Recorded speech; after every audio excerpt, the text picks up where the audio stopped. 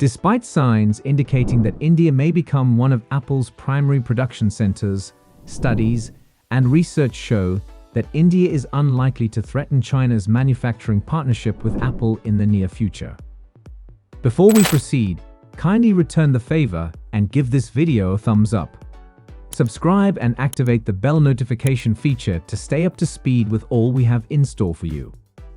Although Apple has begun assembling iPhones in India and is reportedly exploring the production of AirPods, unnamed sources told The Economic Times that Apple has no plans to manufacture Macs and iPads in the country, which would disappoint the Indian government, which offers the production-linked incentive (PLI) scheme for its hardware to encourage notebook and tablet manufacturers, particularly Apple, to manufacture in India. BYD, located in China, planned to invest in iPad assembly in India in 2021, but was unable to obtain investment permission due to India-China geopolitical concerns before shifting to Vietnam in 2022. According to Indian media, China-based electronics firms may receive approval for investment projects on the condition that they create joint ventures with Indian rivals. However, according to The Economic Times, collaborative partnerships between electronics end product producers are uncommon.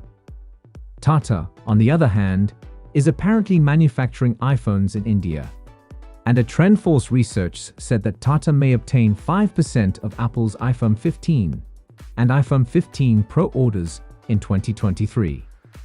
Another The Economic Times piece, however, highlights India's absence of a sophisticated iPhone manufacturing ecosystem, with iPhone parts having to cross the Indian border twice, or even 3 times, before reaching the final assembly stage. According to the study, the fabrication of iPhone cases need a unique grade of lightweight aluminum provided by Taishan City Aluminum Fabrication and Hidako.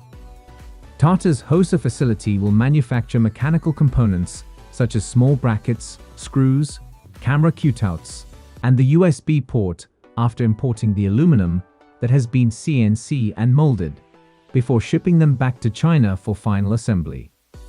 According to the source, Tata primarily produces semi-finished iPhone SEs in India, but has begun testing runs to part-assemble iPhone 15.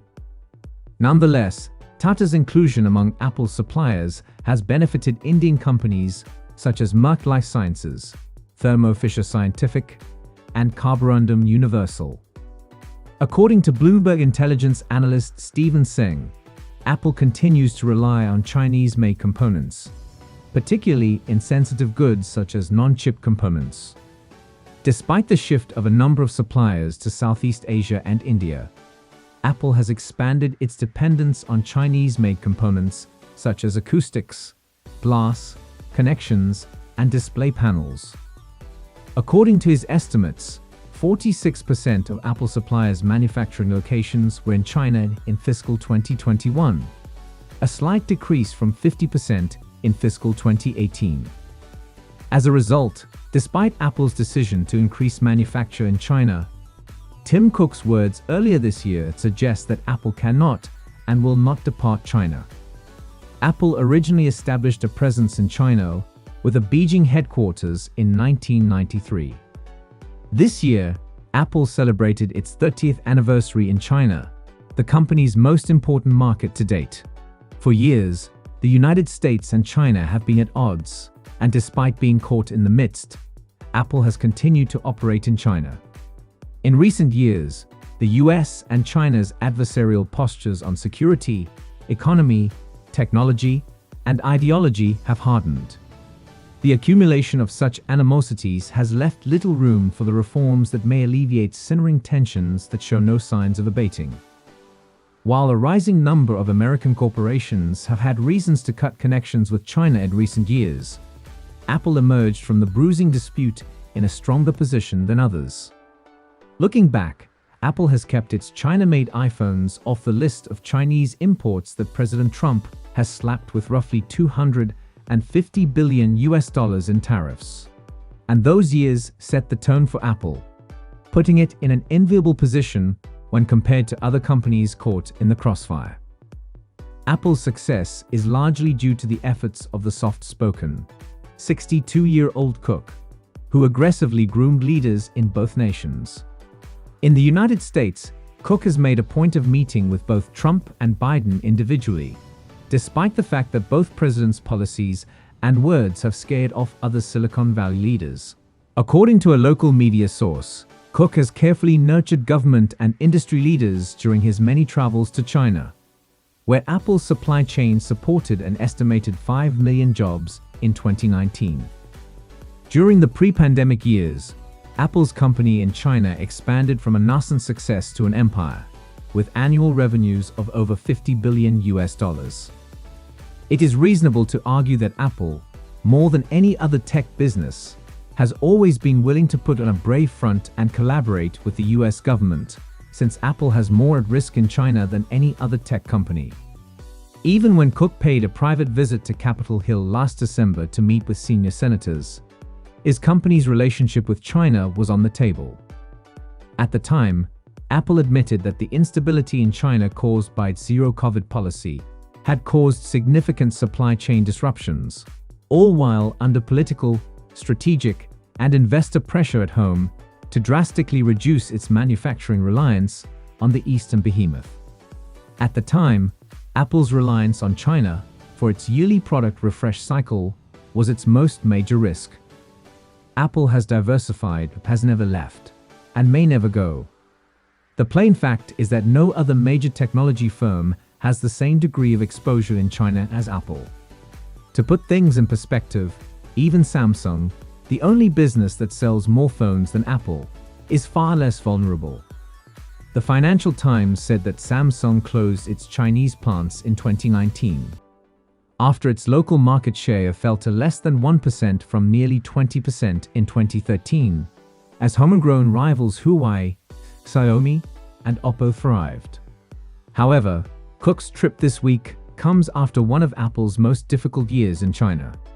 The most severe setback for the firm last November was production interruptions at the world's largest iPhone facility in Zhengzhou, Henan province, caused by COVID-19 breakouts. During the holiday season last year, President Xi Jinping's zero-COVID regulations wreaked havoc on supply chains and caused iPhone deliveries to be delayed. As a result, Apple's quarterly revenue fell for the first time in 3.5 years in the 3 months ending in December. Throughout this, Apple and its contract manufacturers have been shifting portions of its production lines away from mainland China and into countries such as Vietnam and India. Nonetheless, when Cook met with China's incoming Premier Li Qiang and other key officials on Monday, he reiterated Apple's commitment to the market without addressing supply chain upheavals or geopolitical worries.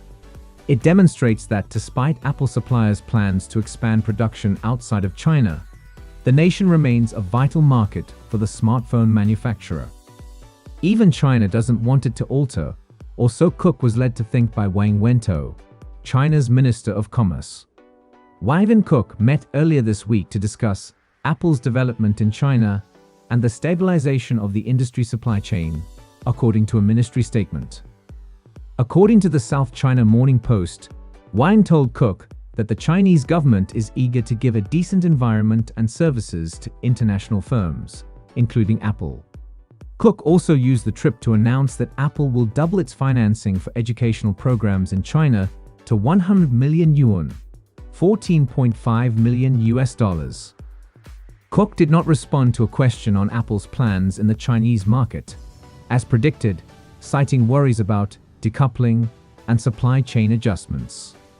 Cook believes that innovation in China is accelerating and will continue to do so, particularly in artificial intelligence and augmented reality. And now, let us hear from you in the comments section below. Keep in mind that more videos will be up soon. So be sure to like, subscribe and hit that notification bell in order to stay up to date with new video uploads. Also, sharing indicates you want to see our content reach a wider audience. Thanks for watching. See you in the next video.